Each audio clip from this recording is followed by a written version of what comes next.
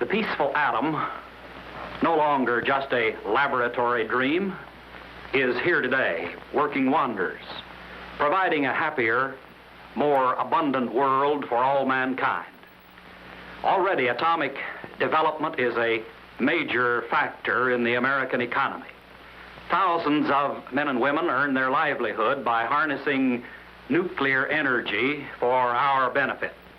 The Chamber of Commerce of the United States is going to introduce you to just a few of these atomic wonders, miracles that are happening all about you, wherever you are, because the atom has come to town. Electricity that illuminates our lives, frees us from drudgery, and brings us in contact with all the world through radio, telephone, and television can now be produced from the energy within the atom. And to some of us, at least, this is surprising news. You know, I don't know what I'd do without my new all-electric kitchen. Really, it saves me hours of work every day. But do you suppose that our appliances would run as well on atomic energy? I don't understand. Why do we need an atomic power plant? Unless maybe it's to make free electricity. Yeah, I suppose that's the reason. Well, no, that's not exactly the reason. But never mind. A lot of other folks are just as confused about the real purpose of atomic energy.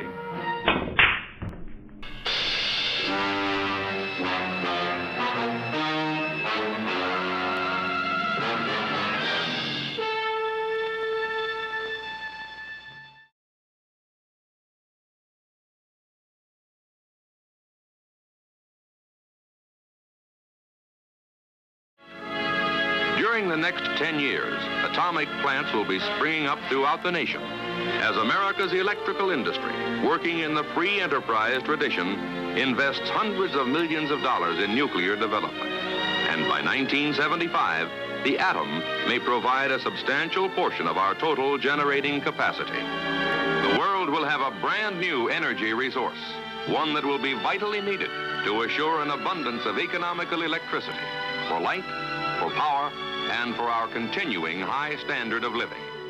Well, the nuclear crowd's always been pretty good at propaganda and very, very poor in performance. I would say I give them an A for propaganda, too cheap to meter, and an F in performance, too expensive to use. There's nothing been a greater failure than nuclear power in America.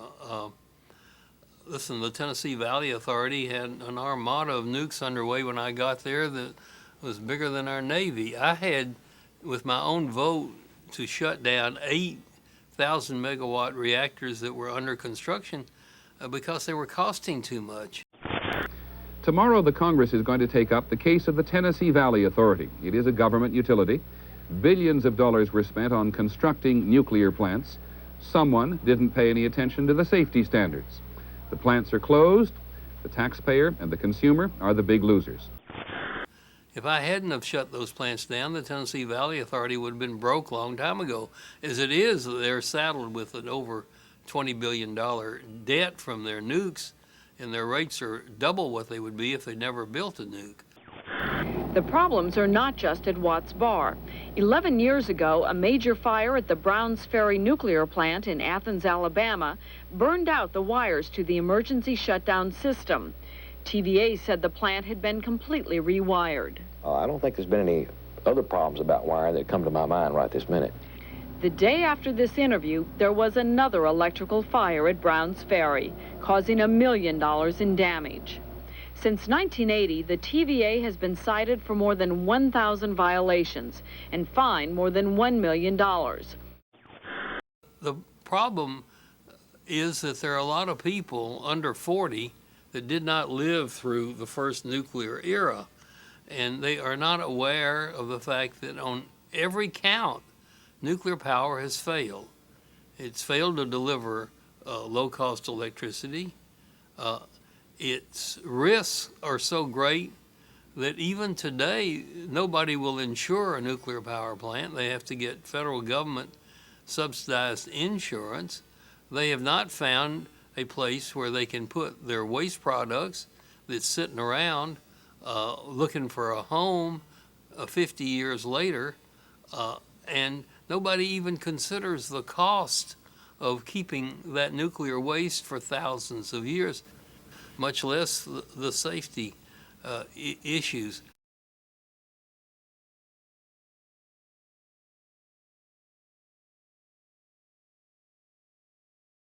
You know, up to now, I kept thinking that everything science did was good.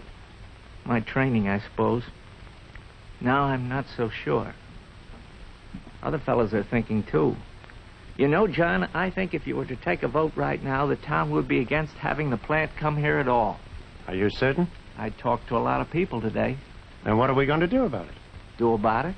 Well, sure. If you think a thing is wrong, then you've got to do something about it. Well, what can we do about it? I don't know. But that's what we're going to find out.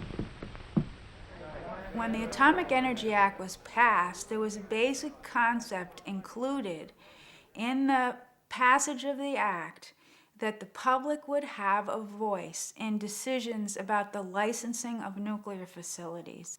Congress, which originally passed the Atomic Energy Act and originally made this grand bargain with the public to allow the public to be involved in decision-making. Well, that's not the point of this meeting. The point is to keep the plant from coming here. Well, that's a kind of a tough proposition, isn't it? You just can't argue with something like the Atomic Energy Commission. Why not? The Atomic Energy Commission is part of the government. The government is elected to work for us. Seems to me it's our duty as citizens to speak out when they do something we disagree with. You think that'd get you anywhere? I don't know. But I'm still going to argue. The situation we're in now is that right of participation has steadily eroded over time to the point where it's almost disappeared.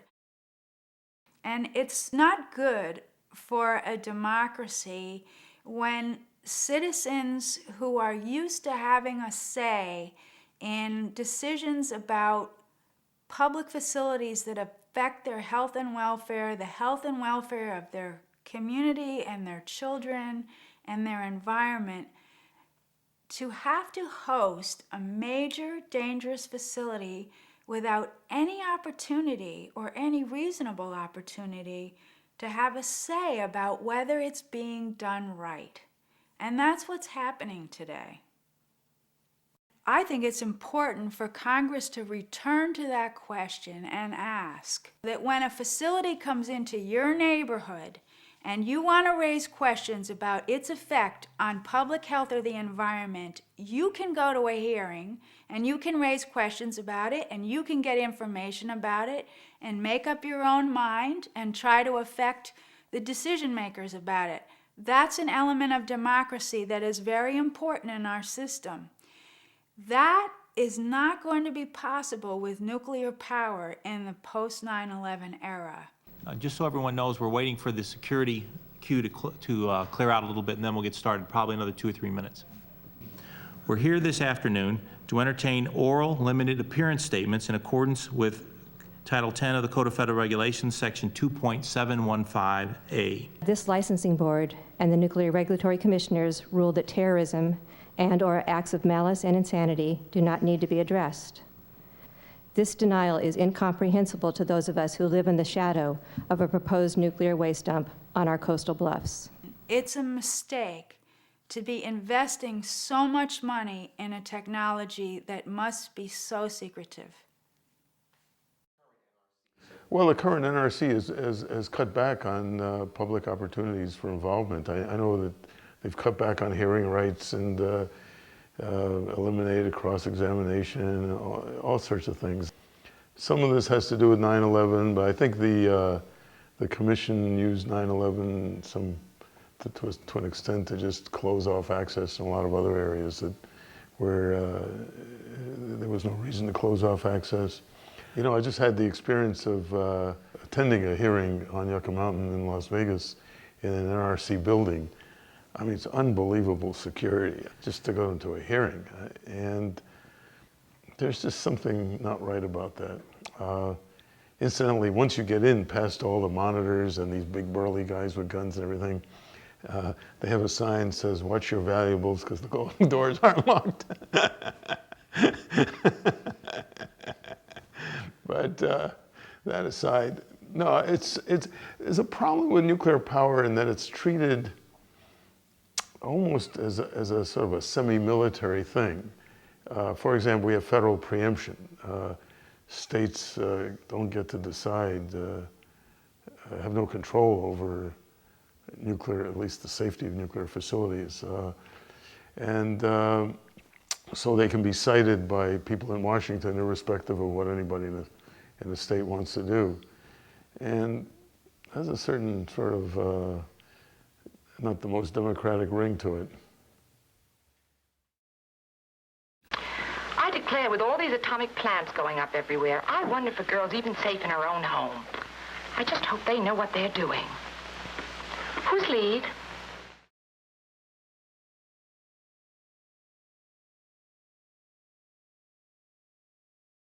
About 7,000 trained security professionals guard our nuclear power plant sites in the United States. When they first take their jobs, these officers undergo more than 270 hours of training.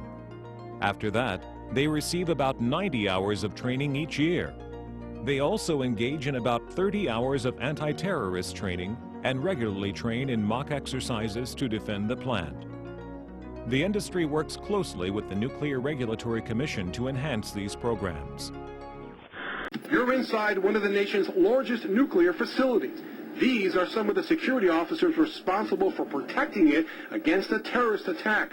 An attack that could kill or injure tens of thousands, including people here in our area. But instead of being alert and prepared for anything, the officers are asleep, unaware a fellow guard is videotaping these disturbing images shot at different times of the day. The officers work here at Peach Bottom Nuclear Plant, located just outside of Philadelphia. And the men and women who work here are supposed to be at the ready to protect and defend the facility against a terrorist attack.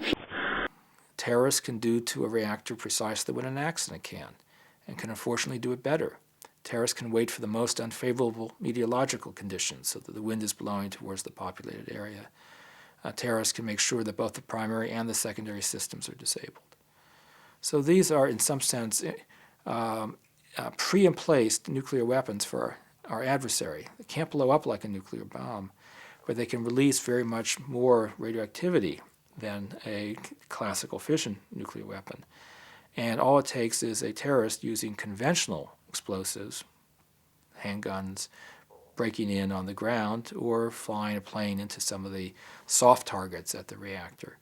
And you can have an effect that is close to that of a nuclear weapon in terms of casualties. Experts tell CBS 2 News radiation from a nuclear fire that starts at Peach Bottom would spread and could kill thousands of people as far away as D.C. and New York City, and it could leave 188 square miles uninhabitable. CBS 2 News brought the tape to the Nuclear Regulatory Commission, the federal agency which oversees the nation's nuclear power plants. We're often told that containment structures are designed to withstand the attack of the crash of a jumbo jet, and therefore not to worry. And that's false for several reasons. First of all, the Nuclear Regulatory Commission made that statement just after 9/11. A couple days later, they had to withdraw it and concede that, with one exception, no reactor in the United States was designed to withstand the crash of a jumbo jet. So the containment structure itself can readily be penetrated by the crash of a plane. But the second reason is you don't have to hit the containment structure. There are soft targets outside of the containment. Control rooms, spent fuel pools, many other structures that are necessary for the safe operation of the reactor. And so you could have 10 Chernobyl's worth of radioactivity released from a spent fuel pool, and each Chernobyl's worth is 1,000 times the long-life radioactivity of the Hiroshima bomb. And the only way we prevent that is if the cooling is always operating. That means you have to have the off-site power coming into the reactor to run the pumps. It means that you cannot have a failure of the pipes which contain the cooling. What's simply going on is the NRC and the industry don't want to spend the money to protect the reactors. And at the same time, they're worried that if they explain to the public that these are dangerous and we therefore have to fix them, that it will undercut support for building new reactors.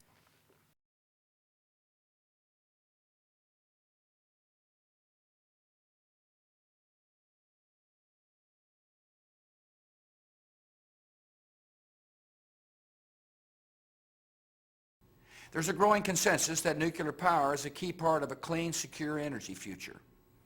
Yet America has not ordered a nuclear power plant in decades.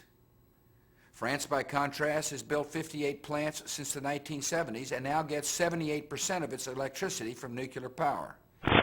Just 11 miles from where I'm standing here in Alderney lies the giant French reprocessing facility at Le Hague. Our activity, in fact, it consists in receiving the used fuel elements from the power station, from the power plants, and then our task is to separate the material which is reusable, mainly uranium and plutonium, from the final waste.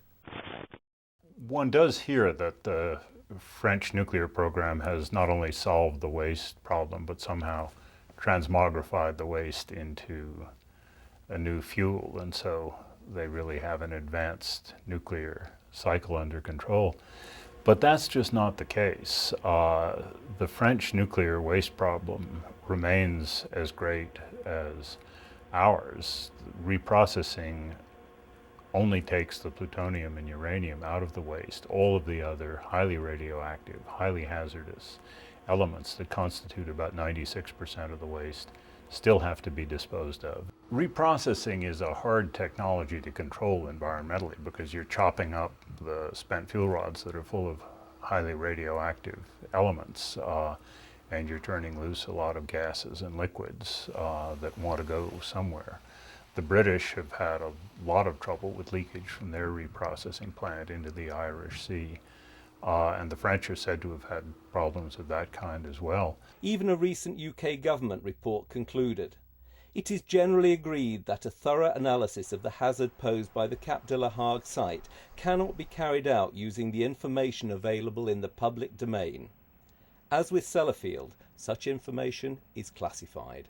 The only reprocessing plant that ever ran in the US, West Valley in New York, was shut down in large part because of its environmental problems in 1972, and it never reopened. They just couldn't get it up to standards at a reasonable cost.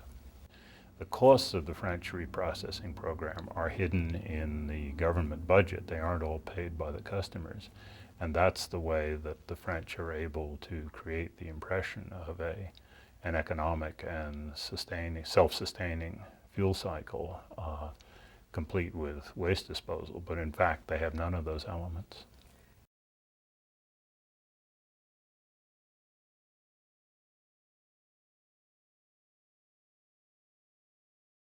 In 1961, January of 1961, the SL-1 reactor in Idaho was being restarted. It had been shut down for about 2 weeks for the Christmas holidays and for some scheduled maintenance.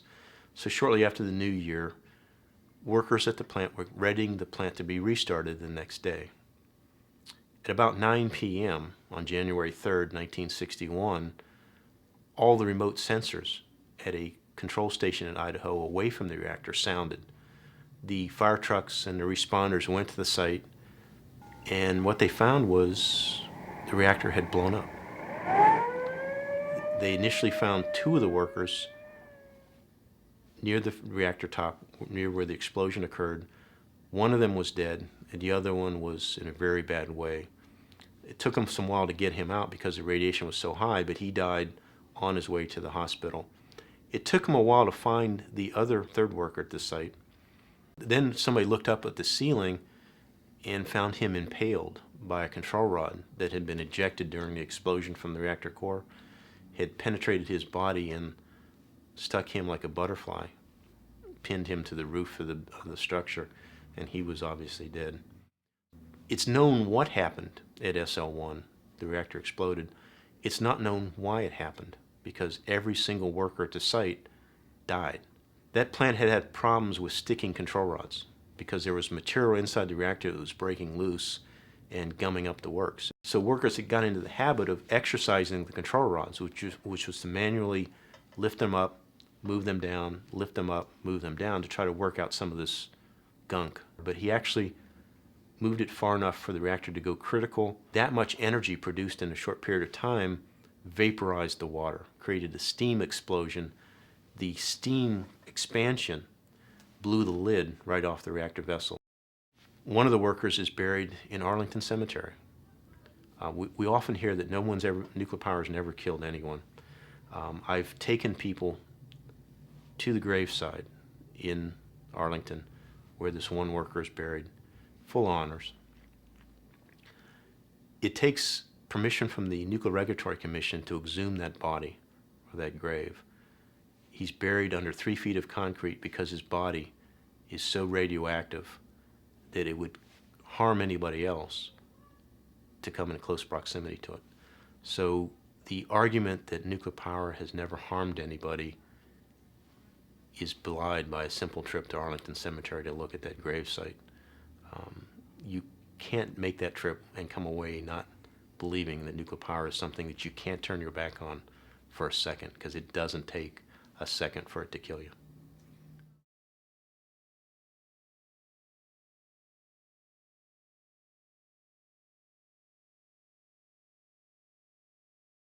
Part of this total protection effort is the testing of shipping containers, casks designed to carry radioactive materials.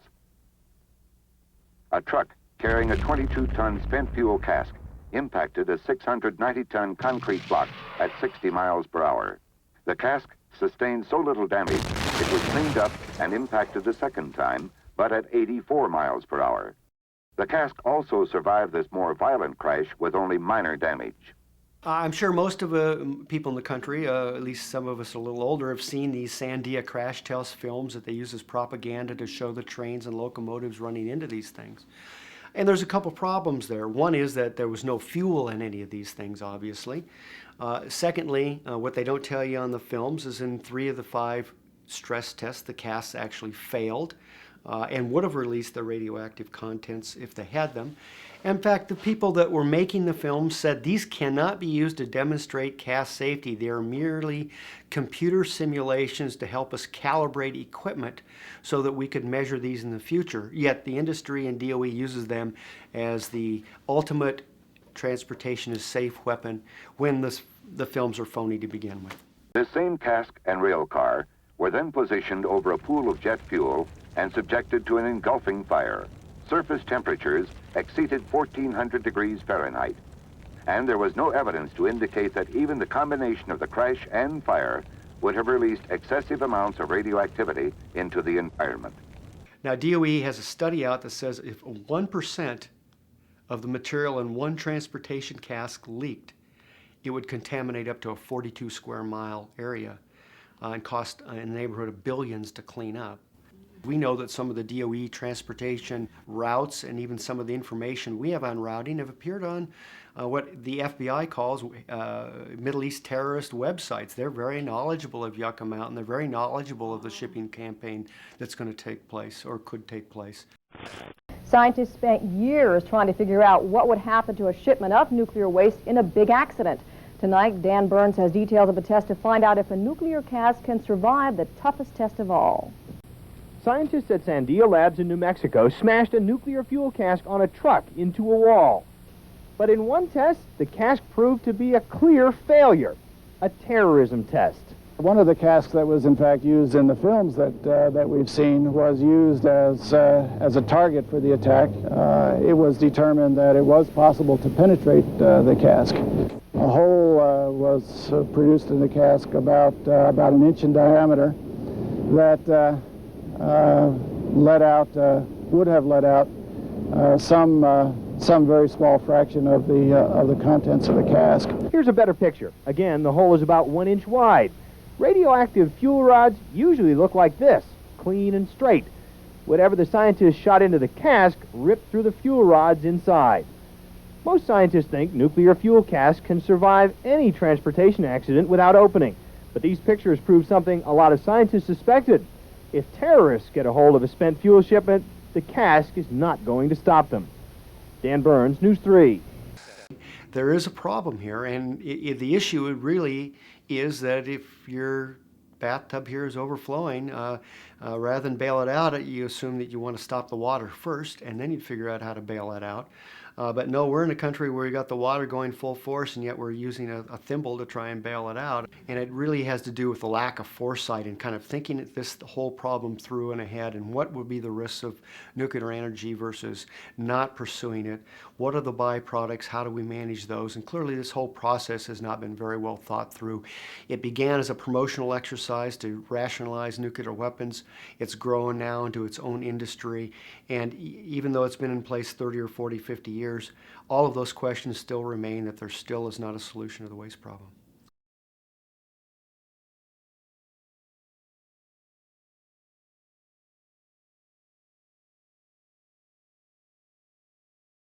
The greatest concern about the push toward nuclear power today is that it is being put in the context of solving the problems of climate change. And the public is sometimes told that nuclear power is somehow a magic bullet.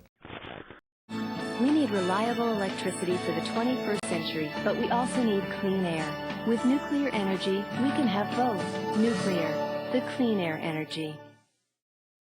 When you get that kind of pressure behind nuclear power, you get pressure on the regulators to take shortcuts on safety. You get pressure on the economic regulators to assign the risks to the customers. You get pressure to overlook the alternatives that might provide as much or more of the solution at lower risks of both the safety and an economic sort. And you really are sort of recreating the climate of the 1970s. Good evening. The world has never known a day quite like today. The potential is there for the ultimate risk of a meltdown at the 3 Mile Island atomic power plant outside Harrisburg, Pennsylvania. But a nuclear safety group said that radiation inside the plant is at 8 times the deadly level, so strong that after passing through a 3-foot thick concrete wall, it can be measured a mile away. There are a host of lessons to be learned from 3 Mile Island, and it's true that there are those in the industry who say that really it was all good news, everything worked, but it certainly wasn't good news to the financial community, which saw a billion-dollar asset turn into a $2 billion cleanup job in the space of about 90 minutes by a group of NRC licensed operators who were no better or worse than any others. And that lesson is one of the ones that's really kept nuclear power out of the picture, new nuclear power out of the picture for the U.S. for 3 decades. The EPR, a new Framatome ANP nuclear reactor, was designed by Framatome and Siemens in close cooperation with Électricité de France and the major German utilities. An economically competitive reactor combining enhanced safety and operating conditions with greater environmental protection, the EPR will provide benefits of the most recent and proven nuclear technologies. There's a reactor under construction in Finland. It is well over budget, built by the French. And the French took is taking a bath on the project because they agreed to build it for a fixed amount and underestimated the difficulty doing so. What they have said is that they underestimated the supply chain difficulties, including Finnish regulatory issues, including the ability of contractors to build to specifications that were acceptable to regulators, including the availability of skilled labor. They started construction before they completed design because it takes a lot of money to complete the design before you actually start construction. And that's an old story. It's obviously being repeated even though we have a so-called standardized design. So that's what the trade press reports. And currently, they're planning to eat $700 million to $1 billion. The investor community has lost confidence in the ability of utilities to control costs on nuclear construction. It's been the Achilles heel for the industry, is that you have both very long lead times, and often plants took twice, 3 times as long to build. One area of concern is concrete at the Watts Bar nuclear power plant near Knoxville. A recent report obtained by ABC News concluded that there had been inadequate concrete control. In some cases, the concrete used in the reactor and containment buildings was less than half the strength required. You know, they planned to build them in 8 years. I think the last plant that actually went online, Watts Bar at the Tennessee Valley Authority, took 26 years to build. Diablo Canyon started in construction the same time as Rancho Seco, but didn't get into operation till the mid-1980s. So there's a loss of confidence by the people who are putting in the money and expect to earn a return on the money, both on the ability to complete the plants in the time frame and to control the costs. I think that's the key reason why you haven't seen any nuclear plants being ordered by utilities, even with all of the loan guarantees and the benefits now being provided by the federal government. Still no new orders in the U.S. An investment in nuclear power is not just made by a utility company. It is made by investors, it's made by ratepayers, but there's also an investment that society makes for the decommissioning of the plant, the waste products that get transferred to the next generation. And so it is not a commitment that we should be taking lightly.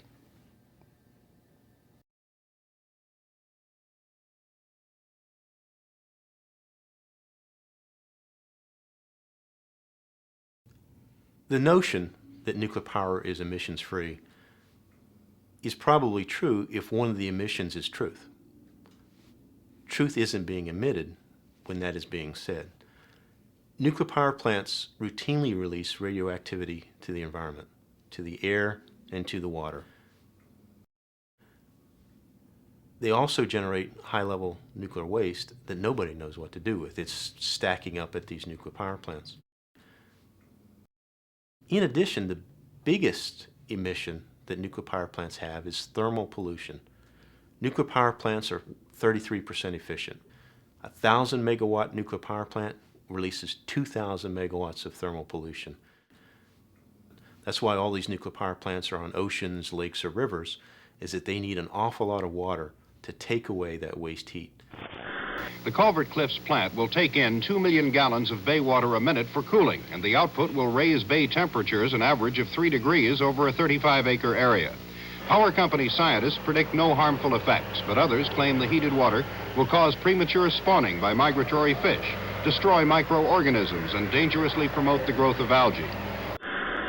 The Clean Water Act, the federal statute that applies to water quality standards throughout the nation, clearly applies to thermal pollution. So the scientists and the EPA and the law clearly recognizes heated discharge as a pollutant that can very severely affect the environment. But in fact, the EPA, which is the federal agency that implements the Clean Water Act, has not actually seen that as a high priority. You know, you see these plants, they're sitting there and they look they look relatively innocuous. They don't have the big smokestacks. You can't see what's going on in the water. But in fact, when the public doesn't see smoke spewing out of a stack, they may not be that engaged.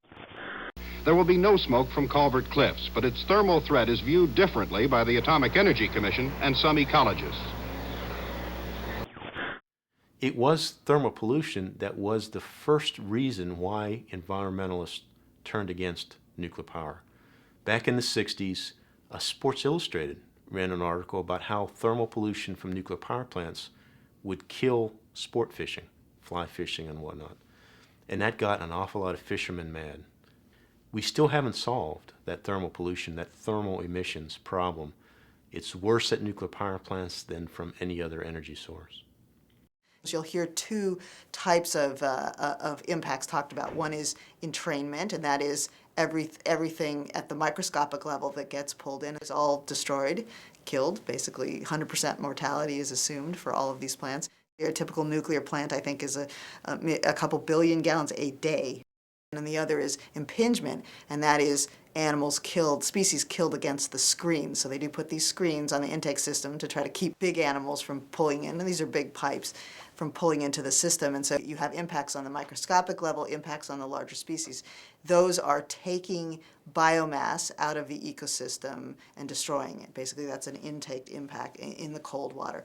Then you've got on the other end the thermal water, the thermally heated water, discharged out into the environment at 10, 20, 30 degrees above the existing temperature of the water body into which it's discharged. And that discharge of heated water can also wreak havoc on the species and the environment that's there, because it's obviously changing the water temperature and the chemical and physical dynamics of the water system. When the steam leaves the turbines, it's turned back to water in a special heat exchanger called the condenser. The condenser has thousands of little pipes just like this one. Each pipe is filled with cool water from the Columbia River. When the hot steam touches the cool pipe, it condenses back to water. There's an issue, especially for plants that are located on inland waterways, where you're seeing the whole phenomenon of global warming warm up the entire environment, including the incoming water. And so it's an interesting idea that, in fact, these plants may become less effective and less efficient and less reliable. We're certainly seeing temperatures rise, problems with fish populations there, and potential unreliability of the cooling water systems.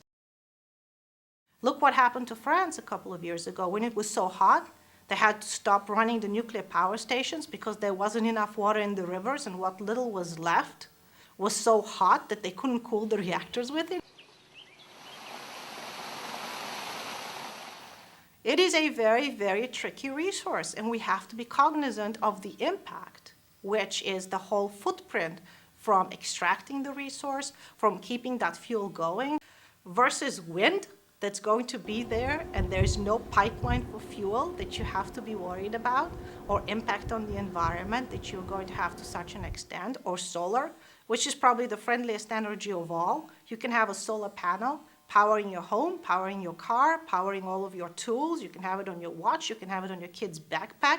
It's so easy to install. Your wife can install it, your dog can chew on the wires, you can lift it, you can move it, you can power a village in Africa in 2 days and bring them to the 20th century with education, computers, and healthcare, with doctors across borders and video cameras.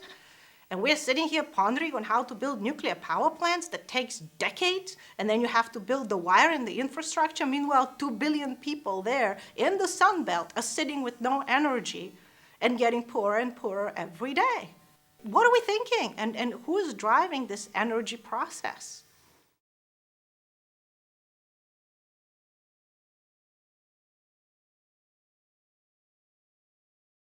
You know, the idea that there's only one measure of greenness, that there's only one way to measure the benefits of an energy technology, and that's from how much CO2 it emits, and it's only, it's global warming. I mean, clearly global warming is a profound, urgent problem that we need to address right away.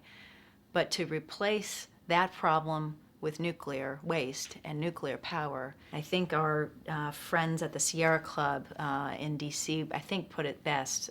It's like trying to kick a cocaine habit by switching over to crack. I mean, the one problem does not replace the other, and it's not in the public interest, it's not wise. And the good news is we don't even have to make that choice. It's a false choice.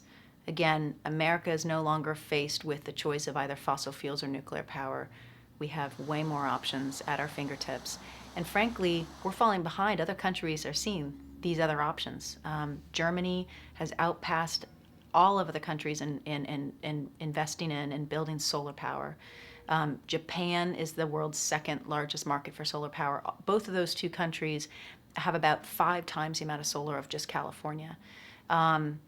There's more wind in these other countries than we're developing, and we have a long way to go, but the potential's there, and the choice is a false one, that somehow solving global warming is going to require nuclear power. Well, as part of our strategic plan, we have said we are not going to build another coal plant, with perhaps the exception of if there is true carbon sequestration technology that we could take advantage of. But we're not looking to coal at all. The nuclear question is difficult for us to handicap from a risk standpoint. In fact, just a few months ago, we turned down the opportunity to invest in an expansion of our existing plant. You know, we just thought from a fiscal standpoint is too risky. You know, $1 billion for 400 megawatts of electricity, the uncertainty of the permitting and construction schedule. And so really it sort of has left us with, for the time being, again, conservation efficiencies and renewables. Operationally, we're putting solar panels virtually every place we can. We have solar panels here on our new Gold LEED certified City Hall. We have solar panels shading the taxi queue at our airport. We have solar panels on top of garages and many of our roofs. Our convention center has probably the city's largest single application. Our private sector has been, with the help of Applied Materials, has been installing, you know, solar panels, even in public art structures. So we're doing a lot with what I call this current generation of technology, but I really do think that we're going to see some significant technological advances just over the next decade, and by then allows progressive utilities to bank on not having to go build another coal or even natural gas-fired generating plant.